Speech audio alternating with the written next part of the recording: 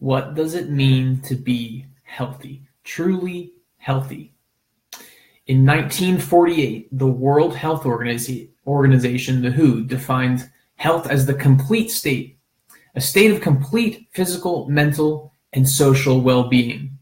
Most importantly, the second part of the definition is, and not simply the absence of disease or infirmity.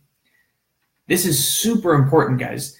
This says we need to have the physical, mental, social wellness. We also need to not have, it's not just about not having disease, not feeling bad. This separates symptoms from function. So when we get down to it, think about the leading killer in the United States is heart disease. And the important thing here is that you can have heart disease or the beginning stages of heart disease and not feel anything, not have any symptoms. But that definition goes right back to, and not simply the absence of disease. So it's more about how you function and less about how you feel. I like to give the analogy, if you decided to make a poor decision for dinner and go on the go, stop at a gas station and get some sushi, right? Some gas station sushi. You go home later that evening and the stomach is just not feeling good.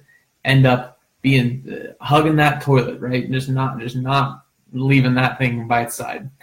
The idea there is that your body is not sick. You may be saying, oh, I feel sick, but your body's doing everything in its power to get that stuff out of you, to get those toxins out of you, because those are the sick things that are making you sick. What would be truly sick is if you held all that inside you and didn't feel that need to start vomiting all that bad gas station sushi up. So this is important, not simply the absence of disease. To be healthy is more than simply not being sick.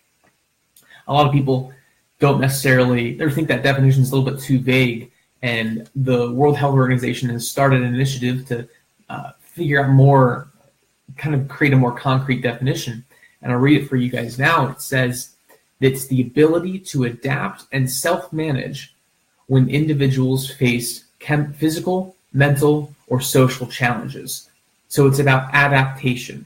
Adaptation is what's healthy. What controls adaptation? It's the nervous system. The nervous system, the central nervous system, is the key for making sure that your body is adapting as it's supposed to. As chiropractors, we recognize the importance of the intimate relationship between the spine and the nerve system. And we work to optimize the function or the structure of the spine to enhance the function of the nervous system. So are you adapting and healing and responding to your environment, to your potential? If not, there could be a blockage in that nervous system, that central nervous system, spinal cord interruption. The communication between the brain and the body could be disconnected. So ask yourself, how am I adapting to these challenges, and how can I live a more complete state of physical, mental, and social well-being? If you have any questions, please ask me. I'd be happy to help you along your health journey to figure out what it means to actually be truly, truly healthy. Thanks, guys.